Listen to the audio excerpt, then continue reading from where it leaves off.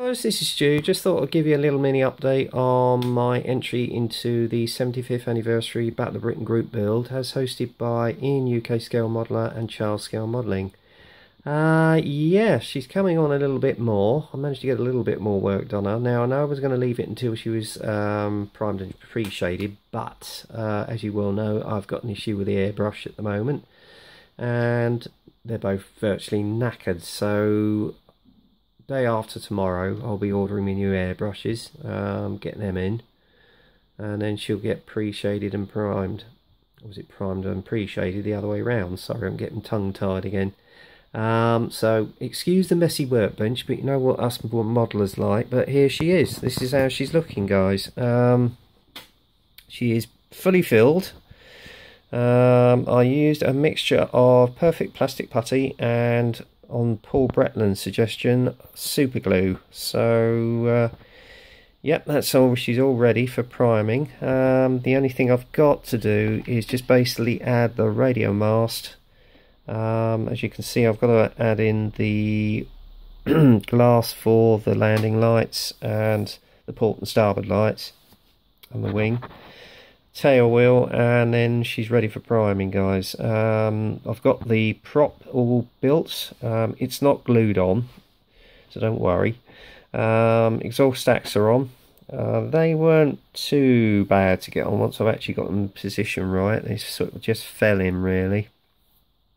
But yeah, I'm pretty happy with the build so far. And as I say, I'll get her primed with some rattle can primer for the time being. I've got my Steiner resin, so I'll be using that on my next build.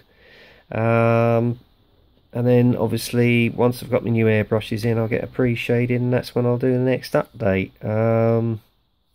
But again, what I'm going to do, for the benefit of those guys who couldn't actually see the cockpit detail properly, I'm going to zoom in again, and you'll be able to see what the detail is like in the cockpit. Now, I'm using my head visor, magnify the lights from that, basically to shine into the cockpit. So I don't know if any of you guys can see, but there you go. Look at the massive detail in that cockpit. Isn't it awesome? You know, I just am so pleased at the way this build is coming out. I mean, it's my first aircraft in, I'd say, the best part of 4 years. Or 3 years actually, because I did do a Spitfire once I moved into this flat. But this is my first aircraft build since then. And yeah, I am pretty happy with this kit so far. The level of detail, as you can see in the cockpit, is absolutely second to none. Sorry I knocked that. And obviously you can see, I don't know if you guys can see, but I've got the gun sight in there as well. That was a little bit of a devil to fit in. Actually, if I get down a bit lower, pull back a bit, yeah, it was a devil. It kept falling out, but eventually I managed to get her in there, and she's sweet as a button. And obviously what also adds to the detail in this cockpit, as you can see, is, if I get it in the right light, is the Edward RAF pre-painted seatbelt set. That really does add a lot to the kit, so I'm pretty happy with that as well. I'll give you another shot of the framework in there. Look at that. Isn't that awesome? Really is a lovely kit, and I suggest that if anybody wants to get hold of one of these, for God's sake, get hold of one. They are superb. Yeah, you can have a few fit issues, but once you get past them, it's pretty straightforward.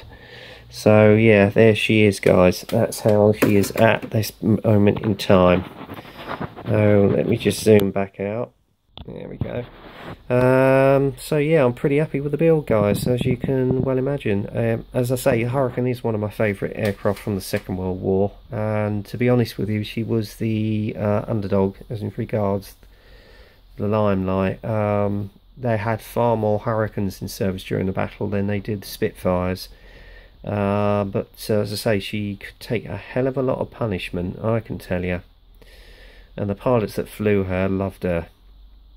Anyway, once that has got to the priming stage and pre-shaded, the next thing I'm going to concentrate on is this set here. Now I shall be using 3 figures out of this. We've got the little dog, the guy running towards the other aircraft, and obviously you've got the pilot clambering up into the cockpit, and the fitter on the other side waiting to buckle him in. So that's basically what we're going to use. And then I'll use the actuator, which is that little thing standing by the aircraft ready to just plug in and get him fired up. And obviously I'll have the chocks on there as well. So I'll be working on that next. And then I've just got to source a picture frame for the actual diorama base, so I know where I'm going to get one, so it's not a problem. So I've got a local store which sells picture frames, so yeah, it's all coming together, guys. Anyway, that's it for now. So until then, you guys be good, get busy on the workbench, and I'll see you in a future update soon. Now when that will be, I don't know. I've got a feeling it may be, let me think, Monday week, because I'm going to be working all from Monday to Friday next week, so I doubt if I'm going to get much time on the workbench. So I'll be working on it over not this coming weekend but the weekend after, and then after that weekend I'll probably do a further update. Anyway, until then, as I say, you guys be good, get busy on the workbench, and I'll speak to you soon. Bye for now.